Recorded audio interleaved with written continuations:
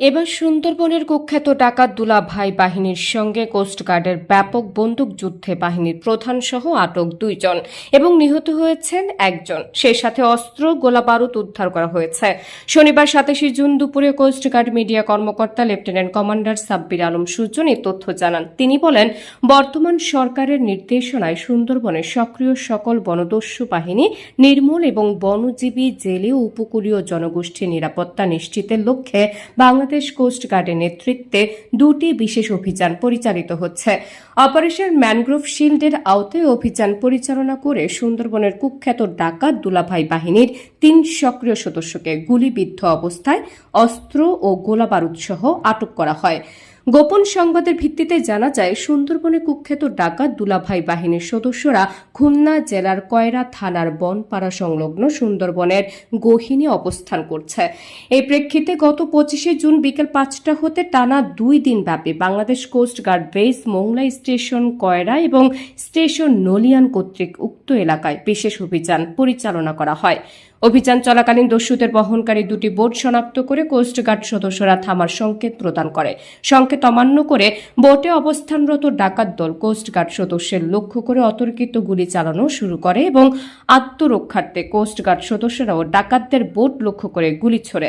উভয় পক্ষের মধ্যে তীব্র বন্দুকযুদ্ধের এক পর্যায়ে ডাকাতদের একটি বোটে অগ্নিকাণ্ডের ঘটনা ঘটে এবং অপর একটি বোট ডুবে যায়। অভিযানে কোস্টগার্ড কর্তৃক 1 রাউন্ড ব্লাঙ্ক কার্টিজ এবং 216 রাউন্ড তাজা গোলা ফায়ার করা হয়। বন্দুকযুদ্ধের শেষে ঘটনাস্থল তল্লাশি করে গুলিবিদ্ধ অবস্থায় সুন্দরবনের কুখ্যাত ডাকাত দুলাভাই বাহিনীর প্রধান রবিউল ইসলাম এবং ডাকাত শওকত সর্দারকে আটক করা হয়। তাদের দ্রুত কয়রা উপজেলা স্বাস্থ্য কমপ্লেক্সে নেওয়া হলে কর্তব্যরত চিকিৎসক শওকত সর্দারকে মৃত ঘোষণা করেন। প্রাথমিক চিকিৎসা শেষে বাহিনী প্রধান রবিউল ইসলামকে উন্নত চিকিৎসার জন্য খুলনা মেডিকেল কলেজ হাসপাতালে প্রেরণ করা হয়। এদিকে অভিযানের সময় পালিয়ে যাওয়া ডাকাতদের ধরতে কোস্ট গার্ড ও বাংলাদেশ পুলিশের সমন্বয়ে অভিযান অব্যাহত রাখা হয়। এরই অংশ হিসেবে মঠবাড়িয়া পুলিশ ফাঁড়ির সামনের এলাকায় স্থানীয় জনগণের সহায়তায় পরিচালিত যৌথ অভিযানে ডাকাত ইসরাফিল হাওলাদারকে হাতের আঙ্গুলে গুলিবিদ্ধ অবস্থায় আটক করা হয়। পরবর্তীতে তাকে চিকিৎসার জন্য কয়রা উপজেলা স্বাস্থ্য কমপ্লেক্সে ভর্তি করা হয়। এছাড়াও আরশিফসা নদীর বেসুখাল এলাকায় তল্লাশি চালিয়ে 6টি একনলা বন্দুক, 69 রাউন্ড তাজা কার্তুজ, 3 রাউন্ড ফাঁকা কার্তুজ, একটি দেশীয় অস্ত্র, একটি মোবাইল ও একটি হাতঘড়ি উদ্ধার করা হয়। আটককৃত ডাকাত রবিউল ইসলাম ও নিহত ডাকাত শওকত সর্দার খুলনা জেলার কয়রা থানার এবং ইসরাফিল হাওলাদার সাতক্ষীরা জেলার আশাশুনি থানার বাসিন্দা।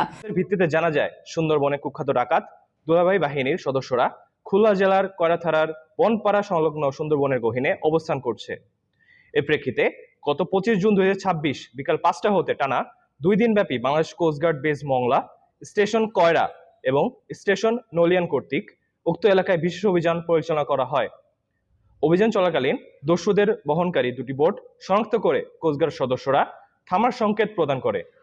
সংকেত অমান্য করে বোটে অবস্থানরত ডাকাত দল কোস্টগার্ড সদস্যদের লক্ষ্য করে অতর্কিত গুলি চালানো শুরু করে এবং আত্মরক্ষার্থে কোস্টগার্ড সদস্যরাও ডাকাতদের বোট লক্ষ্য করে গুলি ছোড়ে। উভয় পক্ষের মধ্যে তীব্র বন্দুকযুদ্ধের এক পর্যায়ে ডাকাতদের একটি বোটে অগ্নিকাণ্ড ঘটনা ঘটে এবং অপর একটি বোট ডুবে যায়। অভিযানে কোস্টগার্ড কর্তৃক 1 রাউন্ড ব্ল্যাঙ্ক কার্টিজ এবং 216 রাউন্ড তাজা গোলা ফায়ার করা হয়। বন্দুকযুদ্ধ শেষে ঘটনাস্থল তল্লাশি করে গুলিবিদ্ধ অবস্থায় সুন্দরবনের কুখ্যাত ডাকাত দুলাভাই বাহিনীর প্রধান রবিউল ইসলাম এবং ডাকাত শওকত সর্দারকে আটক করা হয়। তাদের দ্রুত কয়রা উপজেলা স্বাস্থ্য কমপ্লেক্সে নেওয়া হলে কর্তব্যরত চিকিৎসক শওকত সর্দারকে মৃত ঘোষণা করেন। আটককৃত ডাকাত ও উদ্ধারকৃত অস্ত্র গোলাবারুদের পরবর্তী আইনানুগত ব্যবস্থা গ্রহণ এবং নিহত ডাকাতের মরদেহ ময়নাতদন্তের জন্য কয়রা থানায় হস্তান্তর করা হয়।